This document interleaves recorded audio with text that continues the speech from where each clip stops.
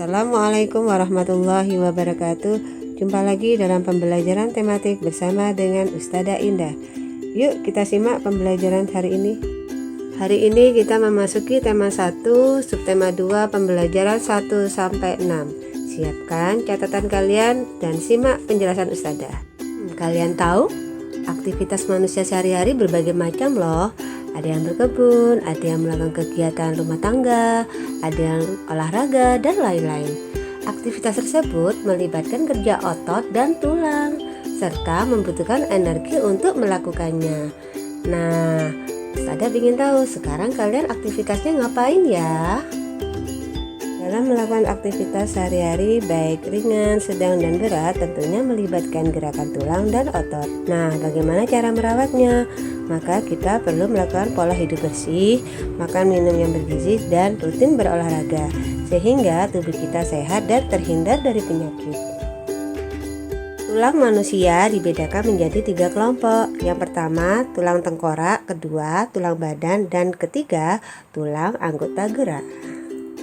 Sebelum kita membahas lebih dalam, kalian harus tahu dulu apa itu tulang. Tulang merupakan alat gerak pasif yang berfungsi menopang tubuh, membentuk tubuh, serta melekatnya otot-otot.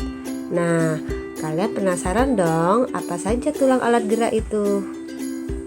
Yang pertama, tangan. Susunan tulangnya: tulang lengan atas, pengumpil, hasta, pergelangan tangan, dan jari tangan. Sedangkan kedua, kaki, terdiri dari tulang paha, tempurung lutut, tulang betis dan kering, pergelangan kaki, telapak kaki, dan tulang jari kaki.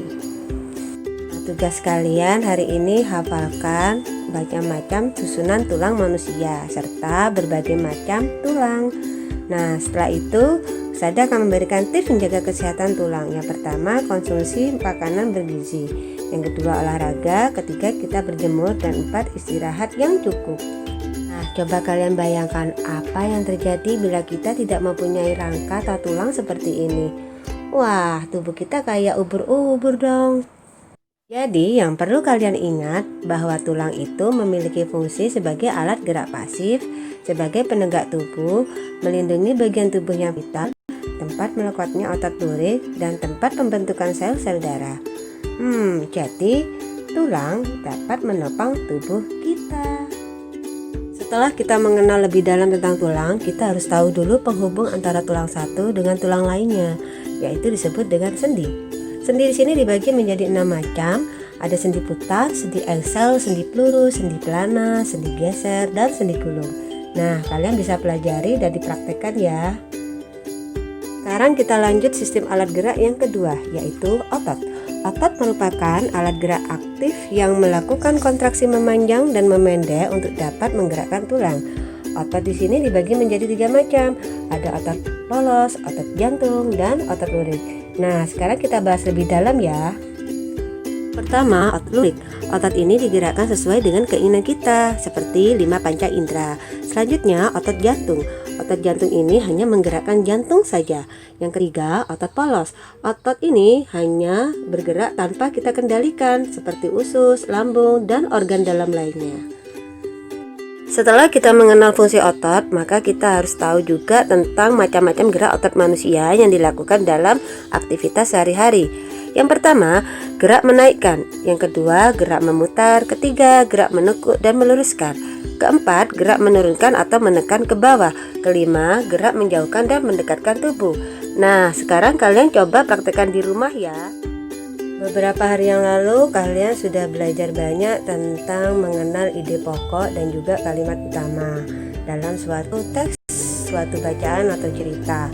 Nah, hari ini Ustadzah akan memberikan lagi tentang mencari ide pokok dalam suatu teks percakapan atau dialog. Seperti apa ya caranya? Langkahnya, pertama kalian dengarkan teks percakapan. Kemudian catat informasi percakapan. 3. Tentukan topik teks percakapan. Yang keempat, tentukan kalimat utama yang paling inti dalam percakapan.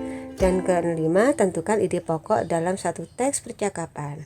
Nah, kalian sudah paham kan? Nah, sekarang kita coba cari ide pokok ada pada 2 teks percakapan di atas.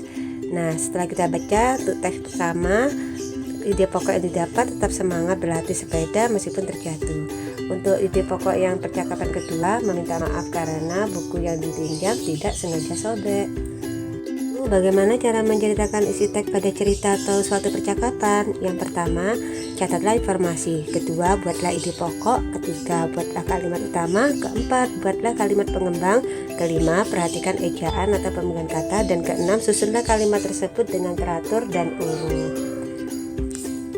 Nah, sekarang kalian coba di rumah mencari buku cerita atau teks percakapan. Lalu kalian cari ide pokoknya dan ceritakan kembali isi teks tersebut.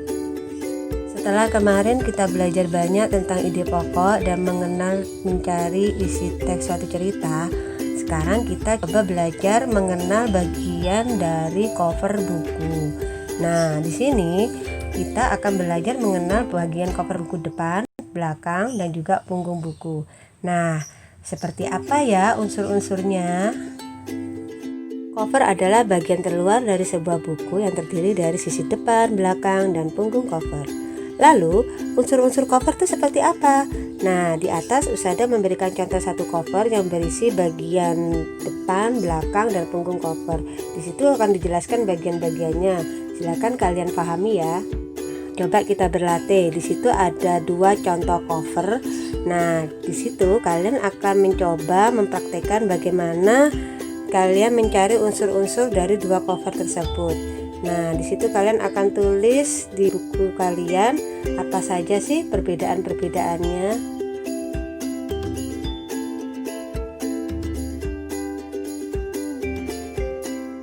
Berikut ini adalah contoh-contoh gambar di mana gambar tersebut menceritakan tentang sikap kepedulian yang sesuai dengan nilai-nilai Pancasila dalam kehidupan sehari-hari. Nah, penasaran ya bagaimana cara kita mempraktekkan dalam kehidupan kita sehari-hari? Kita membahas lebih dalam tentang nilai-nilai luhur Pancasila, maka kita kenali dulu lambang negara kita, burung Garuda.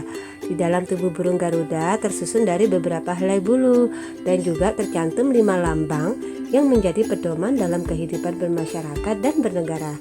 Nah, sekarang kalian pahami dulu ya. Berikut ini adalah contoh nilai-nilai luhur Pancasila yang diterapkan dalam kehidupan sehari-hari. Nah, kalian bisa lihat gambar-gambar di atas sesuai dengan masing-masing sila. Nah, di situ kalian bisa menyimak dan memahami. Sekarang kalian bisa mencari contoh-contoh nilai-nilai luhur Pancasila di lingkungan keluarga dan rumah kalian sesuai dengan pengalaman yang kalian alami. Selamat mencoba. Negara Indonesia adalah negara yang kaya akan alam, hewan, dan tumbuhan. Nah, di sini kita akan mempelajari tentang keanekaragaman kenampakan alam dan keragaman flora dan fauna yang ada di Indonesia, dari Pulau Sabang sampai Merauke. Sebelumnya, kalian harus tahu dulu kenampakan alam apa saja yang ada di Indonesia, yaitu ada pulau, kepulauan, pegunungan, gunung, dataran tinggi, dan selat. Nah, kenampakan alam tersebut biasanya kita jumpai berada di dataran tinggi maupun di dataran rendah. Kenampakan alam lainnya yang sering kita jumpai dalam sehari-hari adalah sungai, lautan atau pantai, danau, air terjun, padang rumput, dan lain-lain. Nah, di atas itu ada contoh kenampakan alam yang ada di Pulau Jawa. Nah, sekarang kalian amati ya. Ini kita akan mempelajari keragaman kenampakan alam dan buatan di Indonesia berdasarkan proses terjadinya. Yuk kita simak penjelasan Ustadzah. Kenampakan alam dibagi menjadi 2. Yang pertama, kenampakan alami, proses terjadinya secara peristiwa alam, contoh gunung, laut, dan lain-lain. Sedangkan yang kedua, kenampakan buatan, proses terjadinya dilakukan oleh manusia, seperti sawah, rumah, dan lain-lain. Nah, berikut contohnya. Bahasan hari ini adalah tentang flora. Flora adalah sejenis makhluk hidup berupa jenis-jenis tumbuhan. Nah, negara Indonesia kaya akan jenis tumbuhan yang tersebar di berbagai pulau dari Sabang sampai Merauke, seperti rumput laut, kopi, kelapa, dan lain-lain. Nah, kalian bisa lihat di peta persebaran flora di Indonesia. Fauna adalah sejenis makhluk hidup berupa macam-macam hewan. Keanekaragaman hewan yang ada di Indonesia semua tersebar dari Sabang sampai Merauke di berbagai pulau di Indonesia. Nah, pembagiannya di situ berdasarkan garis Weber dan garis Wallace. Nah, sekarang kalian bisa lihat di peta persebaran. Untuk pendalaman materi tentang keanekaragaman alam, flora dan fauna, kalian bisa cek di buku Bupena halaman 38 sampai 39. Sekian pembelajaran hari ini, semoga ilmu yang kalian dapat bermanfaat, barokah, dan dapat diaplikasikan dalam kehidupan sehari-hari. Wassalamualaikum warahmatullahi wabarakatuh.